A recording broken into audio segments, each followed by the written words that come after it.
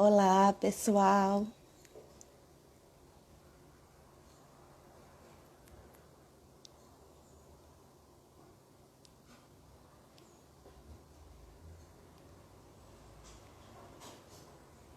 Que bom tê-los conosco nesse dia, comemorando o Dia Internacional do Farmacêutico.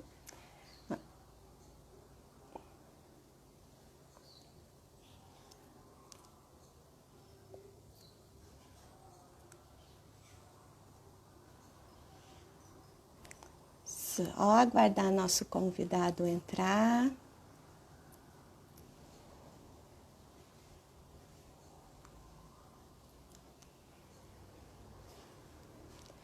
Pessoal, lembrando que para ganhar o certificado, vocês têm que se inscrever após as postagens aí no Instagram, nos feeds tem o link, tá? Para vocês fazerem a inscrição. Lembrando que tem que seguir o Instagram do Centro Universitário Dom Pedro II. Curtir a live e estar assistindo no momento da transmissão.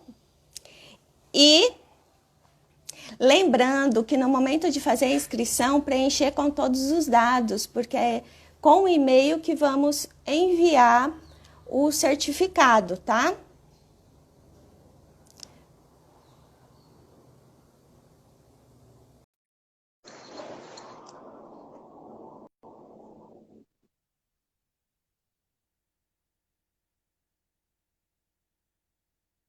Bom, olá, Charlene. Daisy, que bom tê-los aqui conosco. Gente, eu só vou desativar agora os comentários, o professor Silvio já está entrando, para não ficar aquelas letrinhas, tá? Mas aqueles que desejarem fazer pergunta, lembra que aí do lado dos comentários tem um pontinho aí, e aí vocês podem fazer perguntas e enviar para a gente as perguntas, tá bom? O professor Silvio já está entrando com a gente para participar da live.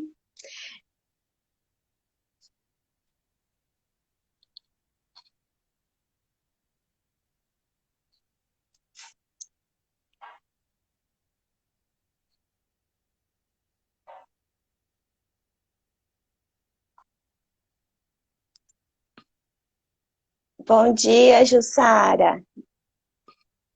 Que delícia tê-los vocês aqui conosco, participando da nossa live.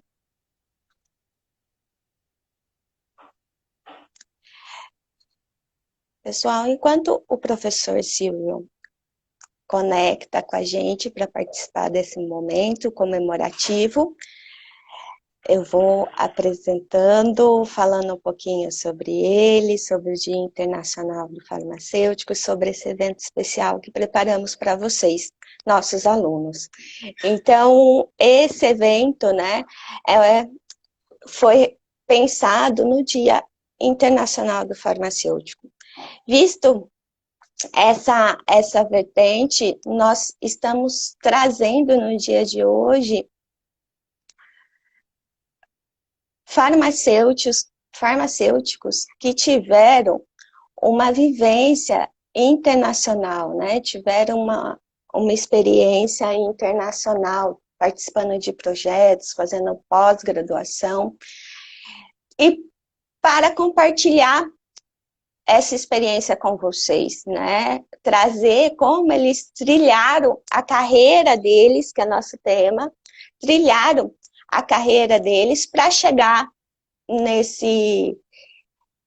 nessa atuação, nesse momento brilhante da carreira que eles estão vivendo. Professor Silvio só teve um problema na internet, mas ele já acessa aqui para estar conosco. Então, no dia de hoje teremos 4 lives, tá? Vão ser com o professor Silvio às 10. O professor Silvio hoje é assessor técnico no Ministério da Saúde. Às 11h30, nós temos a Mariana. A Mariana, ela atua em multinacional na indústria de aromas. Às 18h, teremos o Dr. William. Hoje ele é pesquisador de um grupo de pesquisa vinculado à NASA. E às 8h teremos a Leiliane, que atua na indústria de consumos e medicamentos. Então, ela iniciou a carreira na Johnson, hoje ela está na Glaxo. Então, vão ser, assim, experiências maravilhosas para vocês estarem tendo um pouquinho dessa experiência, desse convívio com esses profissionais.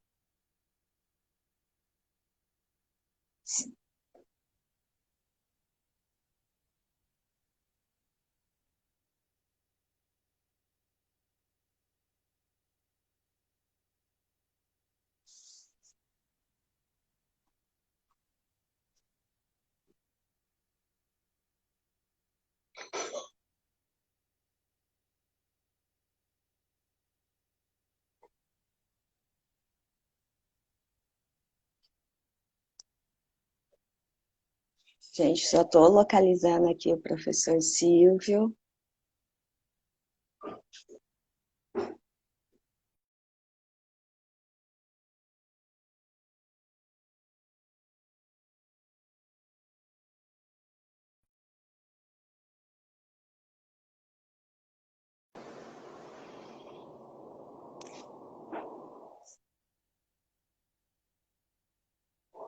Silvio caiu.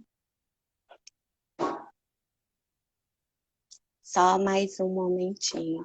Então, pessoal, enquanto o professor Silvio acessa a live aqui, ele estava acessando, deve ter caído a conexão. Quem não se inscreveu, inscreva rapidamente lá, tá? Lembrando de colocar o e-mail certinho para poder receber o certificado. Lembre-se de também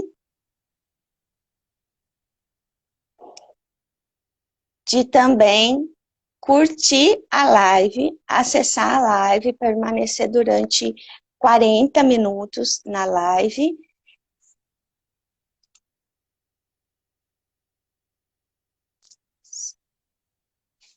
Silvia ainda não acessou.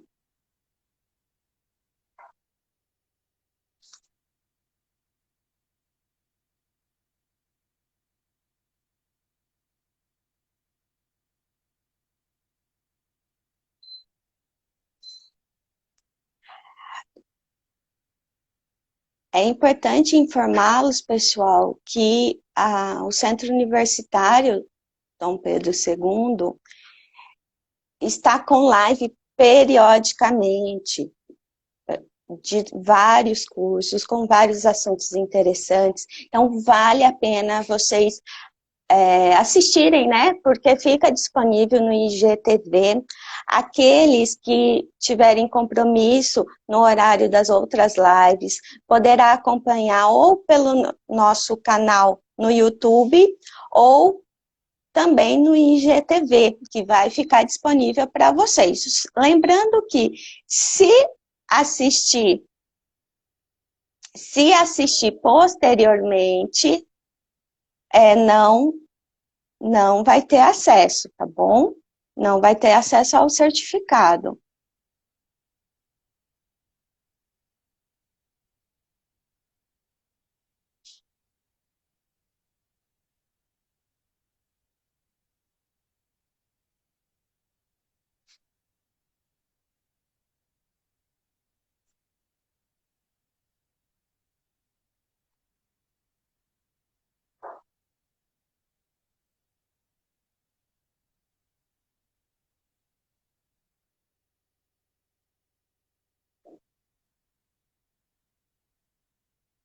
Estou aqui tentando visualizar.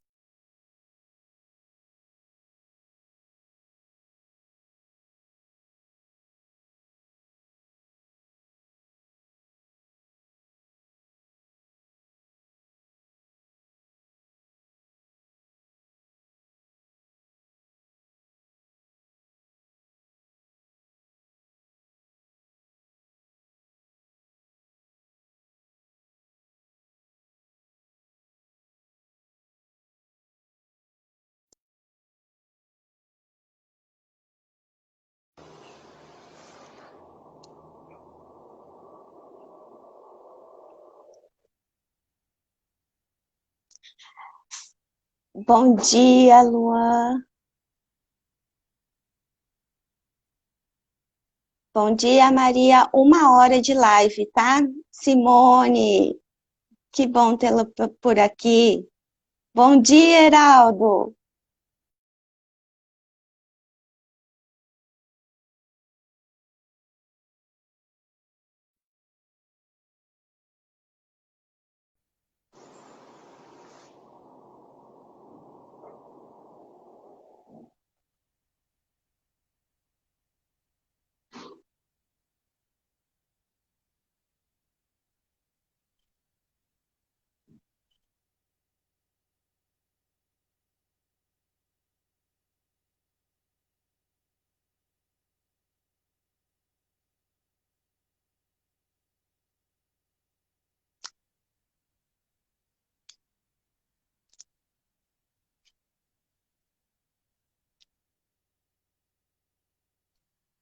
Deixa eu ver se ele aparece aqui no comentário para convidar.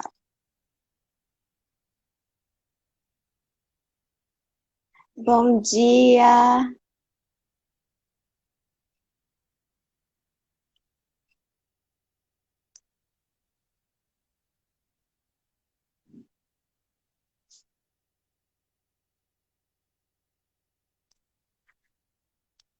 Agora sim.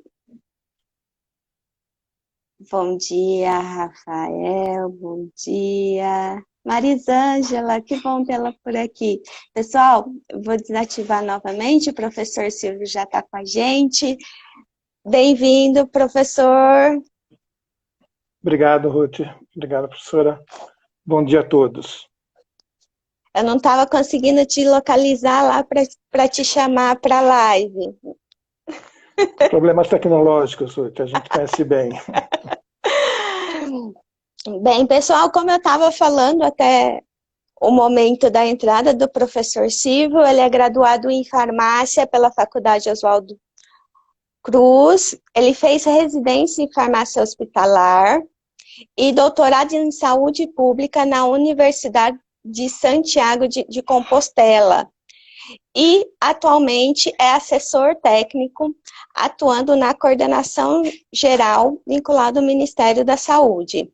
Professor, uma honra tê-lo aqui, comemorando com a gente o Dia Internacional do Farmacêutico. E para iniciar, né, como nosso tema é atuação farmacêutica e carreira, e estamos fazendo esse evento voltado especialmente para os nossos alunos de graduação, eu gostaria que você começasse trazendo para a gente como era a sua vivência durante a sua graduação, qual era o seu perfil como aluno, e trilha aí essa carreira para a gente. Bom dia a todos, né, como eu já falei. Eu agradeço o convite, professora. É um prazer estar podendo compartilhar com vocês um pouco dessa experiência que já tem uma longa duração, né? Bom, eu me formei em 1986, quando existiam pouquíssimas faculdades de farmácia no estado de São Paulo. Eram apenas 7 universidades. E hoje em dia a gente já tem muito mais, né? Durante a graduação, foi uma etapa muito gostosa, né? Como acho que todo mundo que está numa faculdade aproveita em termos de conhecimento, de novas amizades, né? Que são muito importantes para o nosso futuro e para a gente poder depois desenvolver uma atividade bem feita. Naquela época, a farmácia era dividida em farmácia e depois você poderia fazer habilitações em farmácia, em análises clínicas e farmácia industrial. Isso é a gente falar que a gente é antigo, né? Eu já falei quando eu me formei, né? Então, mas tudo bem. Hoje em dia mudou bastante, né? Sim. Mas eu acho interessante o farmacêutico generalista hoje, né? Que acaba depois você podendo se especializar numa área que você tem uma afinidade maior. Foi o que aconteceu comigo, na realidade, né? Eu fiz o curso de farmácia, Aí me interessei muito por farmácia hospitalar e quando eu me formei, estava tendo a 4ª turma de um curso de residência em farmácia hospitalar no Hospital das Clínicas de São Paulo, ligado à Faculdade de Medicina da USP. Eram 5 vagas, me candidatei, fui aprovado. Era uma residência de 1 ano, né, com uma bolsa que a gente recebia, na qual a gente vivenciava diariamente todo o processo da farmácia hospitalar.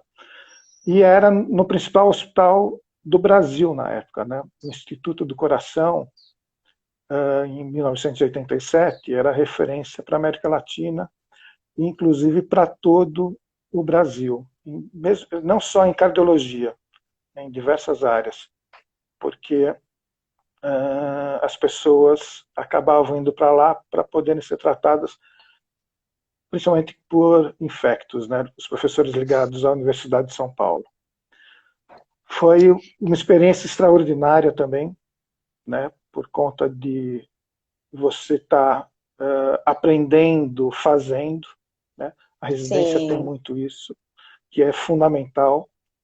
A gente já é profissional, mas a gente está num processo ainda de aprendizado, então a gente tem que aproveitar ao máximo todas as oportunidades que nos dão. E foi isso que eu acabei fazendo, né? A dedicação era muito grande, né? Acabava ficando além do horário que era obrigatório, né? Às vezes ficava 12 horas por dia dentro do hospital. Eram 8 horas essa residência diárias? Eram 8 horas. 8 horas diárias, né? Mas muitas vezes acabava ficando muito mais por conta de necessidade de aprendizado, querer aprender, né? E também conhecer mais as pessoas. E foi muito rico, porque na época era o único curso de residência em farmácia hospitalar do Brasil. Em seguida apareceu mais uma especialização na Universidade do Rio Grande do Norte, que era voltada para a infecção hospitalar, que eu acabei fazendo também. Aí e como você descobriu, assim, estando em São Paulo? Porque, na realidade, havia uma ligação muito forte entre os farmacêuticos hospitalares, né? Naquela época estava começando o boom da farmácia hospitalar no Brasil. Eu tive essa sorte, né? De pegar o início da farmácia hospitalar como a gente conhece hoje. Então foi uma experiência muito importante. E eu estava no principal centro de farmácia hospitalar do Brasil, que era o Instituto do Coração e o Hospital das Clínicas da Faculdade de Medicina da USP. Então, a partir daí a gente conhecia outras experiências exitosas também, como que acontecia no Rio Grande do Norte, e que era muito mais voltada para a clínica, enquanto a experiência do INCOR e do HC de São Paulo era para a farmácia hospitalar, no Rio Grande do Norte era voltada para a farmácia clínica. E a gente trocava, né, todas as informações e conhecia as pessoas através dos congressos, né? É o que eu falo para os meus alunos. O network é fundamental para você trilhar uma carreira de sucesso. Falar assim, gente, Sem vocês dúvida. têm que se comunicar, vocês têm que mostrar o rosto, porque é o caminho, né? É o caminho da gente ter mais contatos com diversos profissionais. Isso agrega conhecimento, porque cada um traz uma vivência, uma experiência, te desperta curiosidade para outras atuações. Então, eu acho que é de extrema importância essa questão do network, né? E eventos proporcionam muito isso, né, professor Silvio? Sem dúvida, professora. Eventos, você tem um network importante e, principalmente, ter capacitação, né? Você mostrar você ter uma formação adequada para a área e mostrar a capacitação que você adquiriu, né? Isso é muito importante. Então, eu digo que a minha carreira... Diga. Não, pode falar. Eu digo que a minha carreira é dividida em 3 etapas, né? A primeira foi a paixão pela farmácia hospitalar, na qual eu comecei com a residência, aí foram 13 anos trabalhando nos principais hospitais de São Paulo e do Brasil, né? Então, fiz a residência no INCOR, aí fui trabalhar num hospital da prefeitura, e aí tem uma outra história, né? Como que eu consegui meu primeiro emprego? Que isso acaba sendo de interesse de todos os graduandos, né? A dica. Então, eu digo sempre que muitas vezes eu estava no lugar certo na hora certa, né? Então, eu acabei a residência no INCOR, né? Naquele momento não havia possibilidade de contratação, então eu resolvi fazer um outro curso de especialização, que achava importante para complementar meu conhecimento na área hospitalar. Eu fui fazer um curso de especialização em administração hospitalar. No primeiro dia, né, no primeiro dia de aula, a gente estava se apresentando na primeira disciplina, então todo mundo falava o que era, o que tinha feito. Quando eu me apresentei como farmacêutico que tinha feito residência no INCOR, do outro lado da nossa roda, um outro profissional, né, um médico, já levantou a mão e falou: quero falar com você depois. Bom, ele era um diretor de um hospital que estava precisando de um farmacêutico, e a gente acabou conversando e acabou me contratando. Era um hospital da prefeitura, né, da periferia de São Paulo, mas estava muito bem estruturado e eles precisavam de mais gente. Então, foi meu primeiro trabalho. Só que a partir daí, a coisa foi desenrolando muito rapidamente, né? Porque com os contatos com os outros colegas dos hospitais municipais, a prefeitura naquela época resolveu montar uma comissão técnico-científica de farmácia, né? E depois de vários contatos com os colegas, né, que a gente já se conhecia de algumas reuniões, eles acabaram me indicando como coordenador dessa comissão. Então a gente acabou desenvolvendo uma série de atividades na prefeitura de São Paulo, né, enquanto comissão técnica de técnica científica de farmácia, como cursos, eventos, dando pareceres técnicos a respeito de uma série de coisas, né? A gente montou uma comissão e que isso se prolongou até quando eu saí desse hospital, porque fui convidado para assumir um dos maiores desafios da minha vida profissional na área de farmácia hospitalar, que foi montar um hospital de referência do Estado na cidade de São Paulo, que era o Centro de Referência da Saúde da Mulher, hoje é conhecido como Hospital Pérola Baiton. Grandes desafios, né, professor? Grandes desafios. Olha, um dos melhores desafios que eu tive na minha vida, que era para implantar realmente o hospital do início. Então, estruturar toda a farmácia hospitalar do jeito que a gente imaginava que poderia ser feito. Então, a gente trabalhou com equipe multiprofissional, né, com vários profissionais, então, trabalhando com enfermagem, nutrição, serviço social, arquivo médico, todos esses profissionais envolvidos em estruturar, desenhar e implantar esse hospital, e que acabou sendo feito, né, e que se tornou uma referência na saúde da mulher no estado de São Paulo. Que ótimo. A partir daí, né, obviamente, a gente vai formando esse network que você comentou, que é muito importante e que eu concordo. Acabei indo trabalhar no Einstein também, por algum tempo, né? Trabalhei 3 anos no Einstein e acabei depois querendo sair de São Paulo pela vida louca daquela cidade. E acabei indo para o interior, hospitais menores, mas que a gente desenvolveu algumas atividades interessantes, até que depois de 13 anos eu estava querendo compartilhar um pouco esse aprendizado que a gente adquiriu, né, já por essa vivência, com os futuros colegas. Então eu queria estar indo para a docência. E para isso acabei também tomando um novo rumo na minha vida, né? Apareceu a oportunidade de fazer um curso de mestrado em farmácia hospitalar na Universidade de Lisboa, né, em Portugal. me candidatei, fui aprovado, e aí acabei indo para lá, para uma aventura que era para levar 3 anos, 2, 3 anos. Fui com a família inteira, e que se prolongou por 15 anos. Né? Nossa, que É, maravilha! O que fez permanecer lá por 15 anos? a possibilidade de trabalho, né? Então, como a gente começou, a gente foi fazer, eu fui fazer o mestrado, minha esposa estava terminando o mestrado dela aqui na Unicamp. Quando a gente chegou, a gente já conseguiu uma colocação em uma universidade em Portugal. Então, a gente começou a trabalhar, né? E com isso a gente foi definiu ficar por lá até quando fosse possível. Foram experiências muito muito boas também.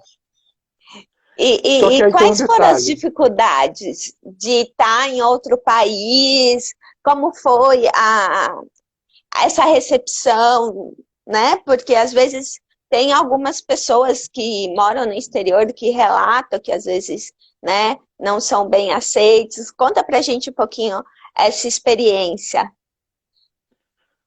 Não, professora, na realidade, quando a gente vai para qualquer país como turista, é uma realidade totalmente diferente quando a gente vai como imigrante, né? Porque em determinadas situações eles acham que estamos tomando o lugar deles, né? Exato. Profissionalmente. E a gente começou a trabalhar numa instituição na qual a minha esposa acabou assumindo função de direção da universidade, né, da faculdade de enfermagem, ela é enfermeira, e com isso acarretou uma série de ciúmes profissionais dentro da instituição. Então, não foi fácil, né, mas a gente trabalhou muito para conseguir se manter e acabaram reconhecendo toda a nossa capacidade, né, e ficamos lá por vários anos. Mas apareceram outras oportunidades de outras universidades que acabou fazendo com que a gente mudasse também para essas novas universidades. Então, assim, a experiência é fantástica em termos de aprendizado, né, de cultura que a gente adquire, só que a gente tem que estar preparado também para esses desafios, né, de ser reconhecido sempre como imigrante, né? Sim. Principalmente você indo para ficar, né? Que foi o que aconteceu depois com a gente. E essa retomada para o Brasil, como foi? Então, a volta para o Brasil foi devido à situação política e econômica da Europa naquele período, né? A gente passou, nós fomos em 1999, então a partir de 2007 a gente vivenciou uma crise muito importante na Europa, Estados Unidos, e que chegou um pouco no Brasil, né, mas não tão forte como a vivenciada na Europa. E com isso a gente acabou optando por retornar ao país, né, ao Brasil, para que a gente desse continuidade a toda a nossa e trocasse toda a nossa experiência que a gente acabou adquirindo por lá, né? Nesse período adquiri uma segunda paixão, que foi a epidemiologia, né? Uma atividade que a gente desenvolveu de forma interessante no mestrado em farmácia hospitalar e que me apaixonei durante o período letivo, né, dessa formação. E que, por conta disso, acabei indo para a Universidade de Santiago de Compostela, para um programa de doutoramento, né, que envolvia essa parte de epidemiologia. Mais especificamente, farmacoepidemiologia. Né? A minha tese foi voltada para um modelo que explicasse a adesão à terapia medicamentosa do paciente crônico idoso. Né? Então, eu digo que foi uma segunda paixão. Minha primeira paixão profissional foi a farmácia hospitalar, foram 15 anos. 13 anos, desculpa. Depois, na docência, eu acabei ficando mais 13 anos em Portugal, né, dando aula em Portugal e também pós-graduação aqui no Brasil quando eu retornei. E que me fez partir para essa segunda etapa, terceira etapa profissional, que era a epidemiologia. Então, a gente retornou para o Brasil por conta de situação política econômica, né, do mundo, na realidade. E por incrível que pareça, professora, quando eu dava aula em Portugal, eu dava aula de epidemiologia e vi que o CDC dos Estados Unidos, ou seja, o Centro de Controle e Prevenção de Doenças dos Estados Unidos, tinha um curso de formação de epidemiologistas de campo, que são os epidemiologistas que vão para campo investigar as doenças que estão aparecendo, que aparecem, e para tentar bloqueá-las de alguma forma. Só que naquela época eu estava fazendo doutorado, falei, bom, isso é uma futura formação, né? Quem sabe, depois do doutorado, eu me candidato a isso.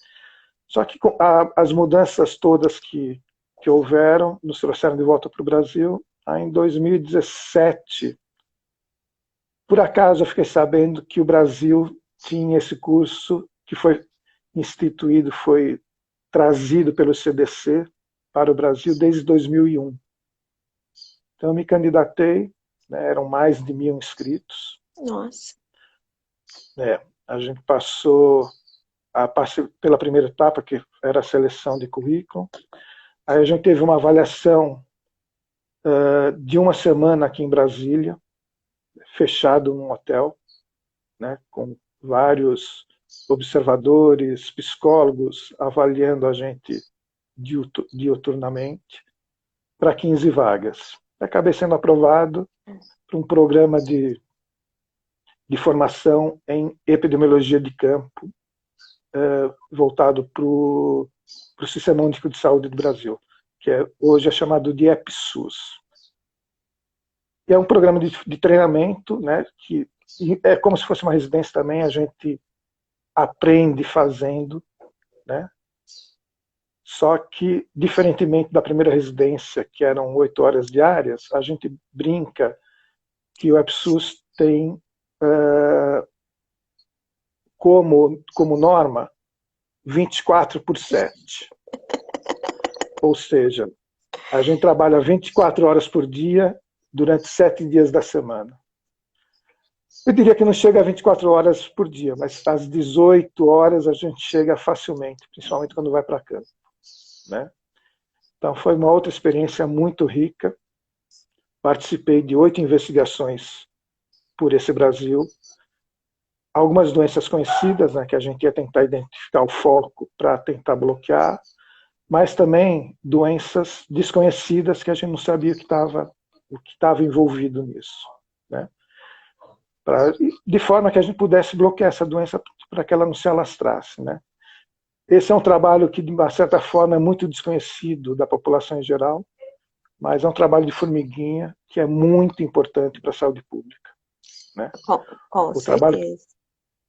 O trabalho que é desenvolvido tentando bloquear essas doenças quando aparecem é de extrema importância. E acabei ficando 2 anos nessa formação, que era uma formação de 2 anos, e depois disso acabei sendo contratado pelo Ministério da Saúde como assessor técnico, e eu fui especificamente para a área de saúde mental, álcool e outras drogas. E hoje é onde eu atuo atualmente, né, como epidemiologista, só que já não tanto em campo, já não saio mais tanto para campo, mas a gente realiza análises de dados que são importantes para o desenvolvimento de novas políticas de saúde para o país. E é incrível, professor, porque a gente fala assim, né?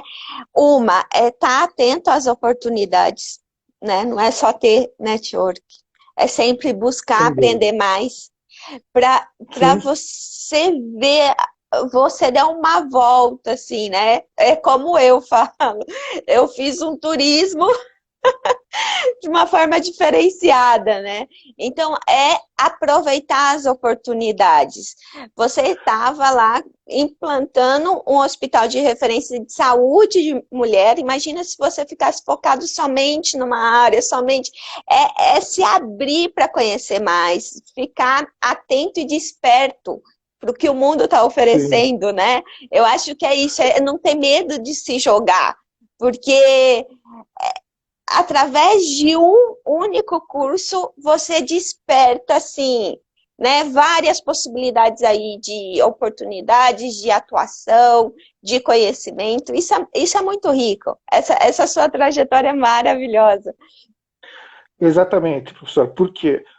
Porque por mais que a gente tenha todas as disciplinas na universidade, a gente acaba não conhecendo efetivamente o que é realizado por elas, né? Então, quando a gente acaba se formando, a gente tem que estar aberto a outras visões, outras percepções de como a gente pode atuar. Ainda mais o farmacêutico, que tem uma formação muito ampla, né? A nossa formação, eu acredito que seja uma das maiores em termos de amplitude de conhecimento que se tem na área de saúde. A gente pode atuar em várias atividades. E é importante a gente estar aberto para conhecer melhor todas essas oportunidades, né? E, principalmente, se capacitar quando a gente tem interesse para isso. Isso é fundamental. Ah, exato. Sempre, sempre. Eu falo que um profissional, ele nunca, se ele parar no tempo, ele fica defasado e acaba não tendo outras oportunidades. Professor Silvio, só uma pergunta da Marisângela. Teve algum momento marcante na sua carreira que tem um destaque aí? Eu acho que nessa trajetória tem muitos, né? Mas um em especial. Sim. Olha, é, eu diria assim, eu vou citar duas, tá bom? Marisângela, é isso? É, Marisângela. Tá. Obrigado pela pergunta, Marisângela.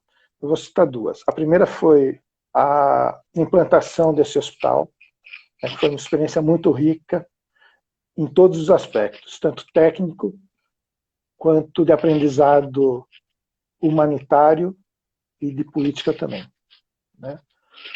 Porque era um hospital de referência que a gente trabalhou com 3 universidades: a Universidade de São Paulo, a Unicamp e a Unifesp. Eram 3 universidades que estavam envolvidas nesse projeto de implantação. Então, as discussões eram muito ricas, né? E a gente também tinha que ter o bom senso de, primeiro, buscar toda a informação, né, a informação correta, para não falar besteira. Então, a nossa formação é fundamental, né? Eu era diretor da farmácia e uma vez por semana, naquela época, eu vou dizer outra vez que a gente é um pouco mais antigo, né, professora? Mas naquela época não existia internet. Então, os nossos acessos a revistas científicas eram através de bibliotecas e revistas em papel. Então, uma vez por semana, eu saía com a minha equipe, era eu como diretor e tinha mais 3 farmacêuticos-chefes, a gente ia para a USP, para a biblioteca da USP, pegar revistas que diziam respeito ao tema de farmácia hospitalar e ver os artigos que haviam sido publicados a respeito para a gente poder se aprofundar a respeito do tema e tentar trazer o melhor para o hospital que a gente estava montando.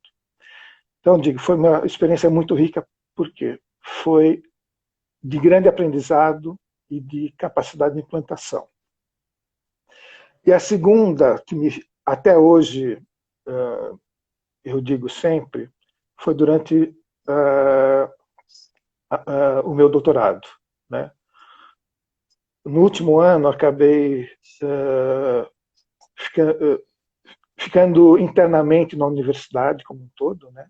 Então, o meu orientador me deu uma sala dentro da universidade, na verdade era dentro do hospital, e eu dividi essa sala com o estatístico do departamento.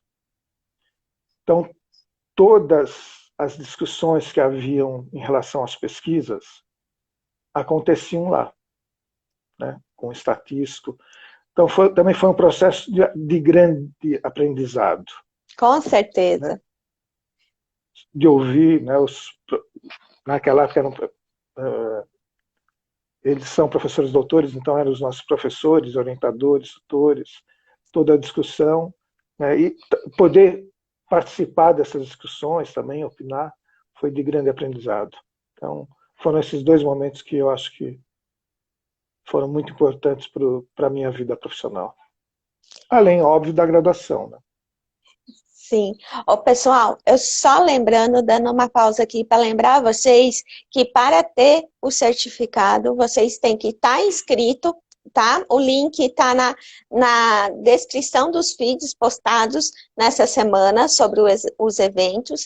Tem que curtir a live e acompanhar a live por mínimo 40 minutos, tá? É importante vocês curtirem a live, porque é através da curtida que vamos confirmar a participação de vocês, ok? Então, lembrando também de inserir os dados corretamente lá no momento da inscrição, porque é a única forma da gente enviar os certificados. Professora, posso Sim. só mais um comentário, né? Claro, fica à vontade. Apesar de hoje eu ser... Obrigado. Apesar de hoje eu ser epidemiologista voltado para a saúde mental, o Ministério da Saúde tem uma comissão, tem um comitê, né, a gente chama de Comitê de Operações Especiais, de Operações de Emergência em Saúde Pública, e que hoje está voltado para o Covid, né? Então, eu sou representante da minha secretaria, que é a Secretaria de Atenção Primária, nesse comitê também. Então, semanalmente, ela funciona todos os dias, né? Mas eu participo 2 ou 3 vezes por semana dessas reuniões e discussões a respeito do Covid, tá? Então, é uma área também muito mais ampla. Sim, e agora eu imagino se a demanda de trabalho nesse momento, né? Que aí estamos vivendo uma pandemia, né? E ainda temos aí muitos óbitos, né? E a gente tem que começar a flexibilizar, né? Porque senão não tem como o Brasil parar também. Então, já fica essas questões, né? Estamos tentando manter o controle, mas tá aí ainda as contaminações, não temos vacina. Conta um pouquinho mais sobre essa atuação agora no Ministério da Saúde, né? Porque você teve que se mudar para Brasília, está em Brasília, trabalhando na área epidemiológica, envolvido também nessa questão da Covid. Conta um pouquinho para a gente. Bom, ela começou então em 2017, né, com a entrada no programa de treinamento em epidemiologia de campo. Como eu falei, é um processo de grande aprendizado, né? A gente tem que ter dedicação exclusiva, até por conta das viagens que nós fazemos. Eu participei de 8 investigações, né? Em algumas delas eu fiquei 35 dias em campo, né, fora de Brasília, algumas no sertão do Brasil, né?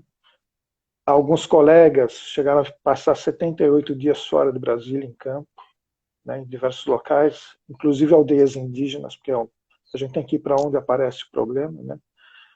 E foi muito importante esse aprendizado, né? Além do conhecimento, a possibilidade de participação em eventos internacionais, né? A gente foi para a Colômbia fazer participação em congressos, né?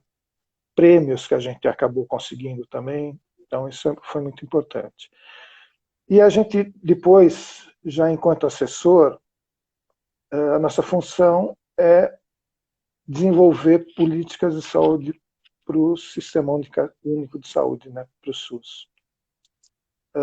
E eu, como epidemiologista, a minha função basicamente é ajudar no fornecimento de informações através de dados que a gente trabalha, né, dados epidemiológicos, dados de saúde, para que a gente possa ajudar na visualização desses problemas. Atualmente a gente está trabalhando, eu estou junto com um colega, trabalhando num projeto que é a definição de fluxo de pacientes para as nossas unidades de atenção psicossocial, porque o Brasil é dividido em regiões de saúde, né? Cada estado apresenta várias regiões. A gente está tentando visualizar local onde existem vazios assistenciais, e que a população acaba procurando outras regiões para o seu atendimento, de forma que a gente possa, nesses vazios assistenciais, promover a implantação de unidades de saúde que sejam adequadas para aquelas demandas de saúde da população. E tem algum critério para qual comunidade, qual região? Então, um dos aspectos são esses vazios assistenciais, né? Ou seja, a unidade, aquela região não possui uma unidade adequada, né? Que dê vazão às necessidades da população, e essa população necessita procurar outros locais de atendimento. Então, esse é um. E além de critérios epidemiológicos, né? Tentar entender o que mais afeta aquela população. E tem um critério de quantitativo dessa população, porque eu acredito, por exemplo, se a gente ir para o norte, né, provavelmente tem diversas comunidades que têm essa dificuldade de acesso, né? Por isso me surgiu essa curiosidade, né? Qual que tem essa oportunidade de ter o olhar voltado para ela, para desenvolver.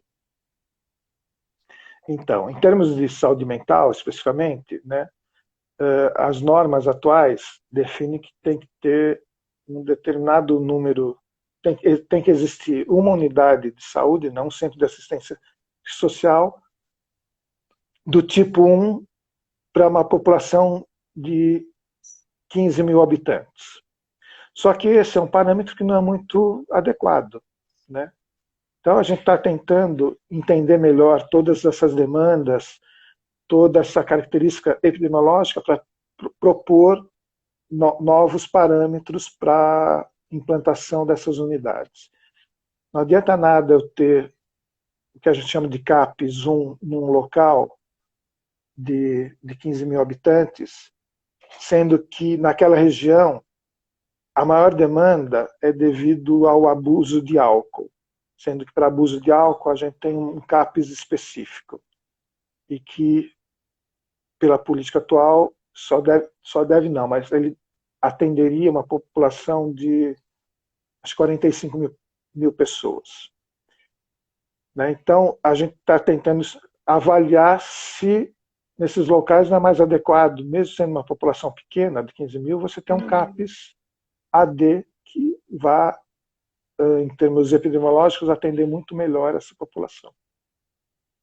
Ótimo. Professor Silvio, Maria Hilda, ela está perguntando qual a pior experiência que o senhor teve nessa pandemia.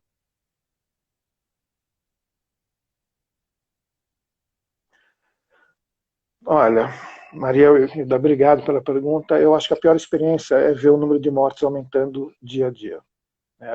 É ver que a gente não está conseguindo reduzir o número de mortes que poderiam ser evitáveis da população. Tem mais uma pergunta dela. Maria Hilda, né, que foi a que enviou para a gente a pergunta anterior, ela também pergunta como o senhor se sentia com a saída do ministro da Saúde num momento tão tenso?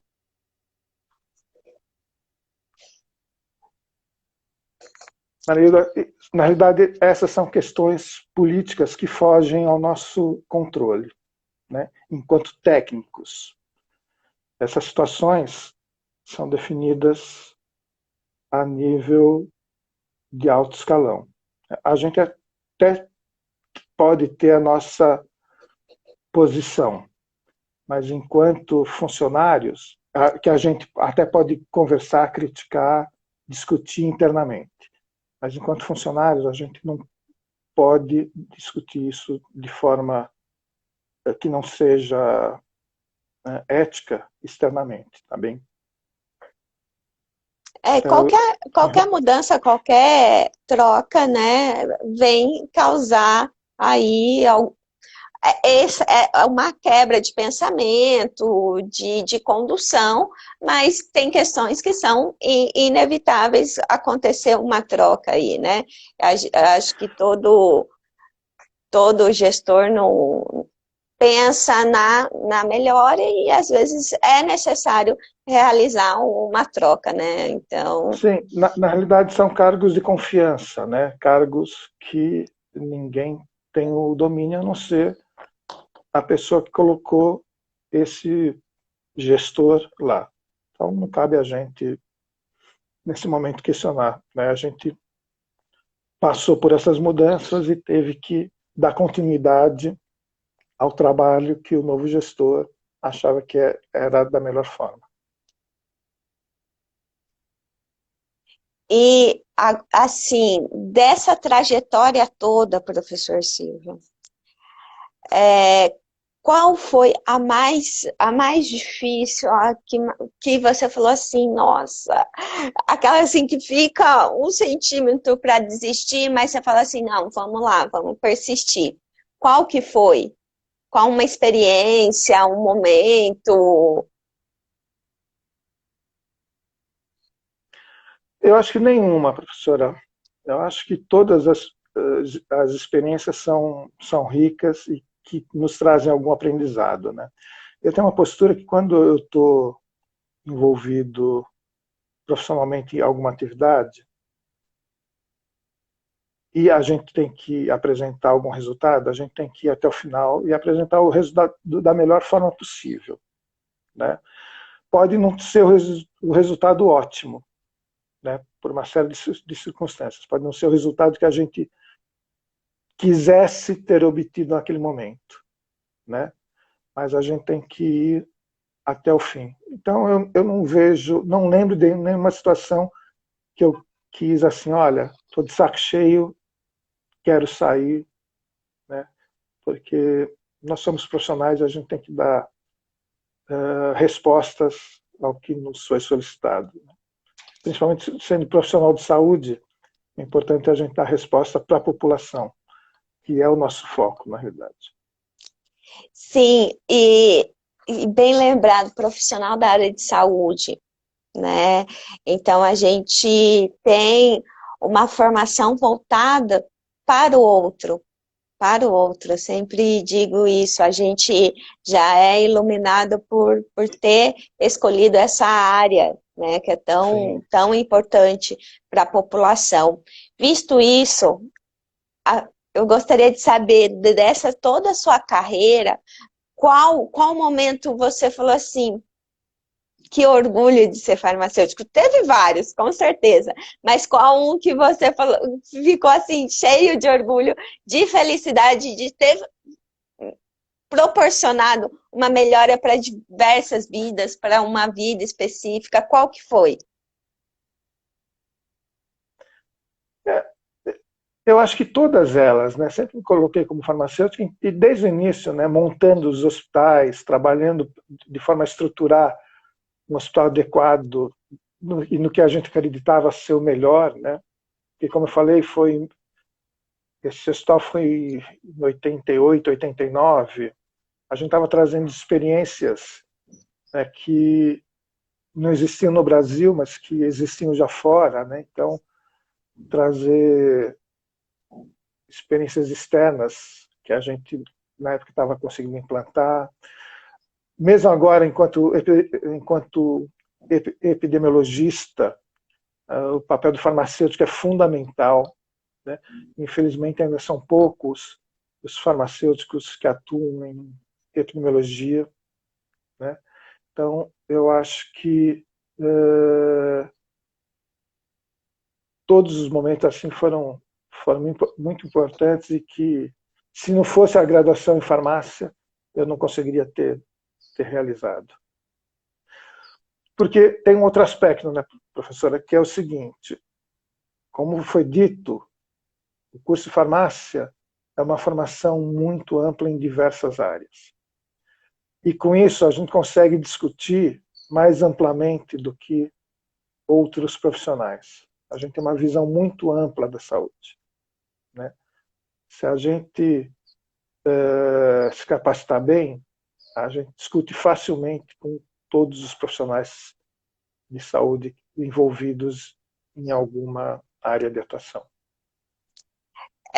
Eu sempre falo que eu sou suspeita para falar do curso de farmácia, né? Sendo coordenadora do curso de farmácia, mas mais suspeita ainda, porque realmente eu sou apaixonada. Eu falo assim, olha, agrada o perfil de qualquer pessoa, porque se você é mais reservado, tem como você atuar, ficar mais voltado numa salinha, num laboratório, né? Mas se você é mais comunicativo, tem como você estar participando de gestões de equipes, né, clínicas, está voltado para a população, seguir a área de docência. Então, farmácia, desde você atuar numa farmácia comercial, que é totalmente distinta de uma hospitalar, que é diferente de uma farmácia com manipulação. Então, ele é um curso que agrega muito, né? Então, ele além de estar voltado para a saúde, ele também tem essa área biológica, área da química, né? De Sim, analista. Então, ele proporciona ele abraça todos, né? exato. Então, isso é fundamental, essa amplitude de formação que a gente tem, né, de conhecimento que a gente vai adquirindo durante a graduação é muito importante para o nosso desempenho depois. Também sou apaixonado por farmácia. Então, somos dois. Não tem Acho que como não somos ser. vários. Né? Não, não tem. Professor, faltam 4 minutos para terminar nossa live. Aí eu gostaria que você passasse umas dicas, informações para os nossos alunos, o que é importante para eles terem uma carreira aí de sucesso, o que é importante eles observarem, como buscar a informação. Aí eu gostaria de ter essa contribuição sua. Tá bem. Eu acho que desde o princípio, né, mesmo enquanto graduandos, né, estudantes de farmácia, a gente tem que primar pela nossa formação. A gente tem que tentar buscar a maior fonte de informações possíveis, né, participar de eventos, ler muito. É fundamental a leitura técnica que a gente tem que desenvolver. Né? Durante a graduação, a gente não se deve basear somente nos slides que são fornecidos pelos professores. É importante a gente ter uma visão crítica de tudo que é apresentado. Então, ler 2, 3 livros de autores diferentes é fundamental para a gente conseguir ter uma formação mais ampla. Além disso, óbvio que uma network é muito importante. Mas para que você possa usufruir melhor desse network, a sua capacitação profissional tem que ser muito bem realizada. Tá? E uma outra coisa, acho que é fundamental que o profissional vá para a área que mais o apaixone. A farmácia tem diversas áreas de atuação. Né? Então, a possibilidade de explorar todas essas áreas é de grande valia para esses profissionais. Né?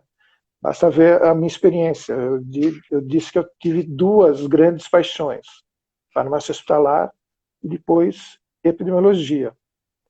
Né? Então, e que faz a gente, em alguns momentos, mudar de área de atuação, mas tem que ser muito bem feito também. Né? Então, isso é fundamental. Uma boa formação, interesse em nos capacitar cada vez mais e um network que seja bem estruturado, com profissionais que sejam referência nas áreas que a pessoa vai ter interesse em trabalhar. Professor, muito obrigado pela disponibilidade de estar com a gente aqui comemorando o Dia Internacional do Farmacêutico. Foi uma honra tê-lo aqui. Esperamos, né? Acredito que foi muito aproveitoso para os nossos alunos. E queremos outra oportunidade, né, para uma conversa mais técnica, porque eu vejo que os nossos alunos gostam muito da área hospitalar, epidemiológica. Então, vai ser muito grandioso a gente ter esse momento. E eu quero terminar a live com o depoimento da Audacy, falando que ontem ela viu um depoimento de uma farmacêutica falando de como se sentiu útil nessa pandemia. Com certeza, esse momento é muito gratificante, porque realmente a gente faz a diferença para a população. Obrigada, professor. Um ótimo dia. Pessoal, muito obrigado pela participação. Um beijão. Eu que agradeço, professora. Até mais. Até. Obrigado a todos.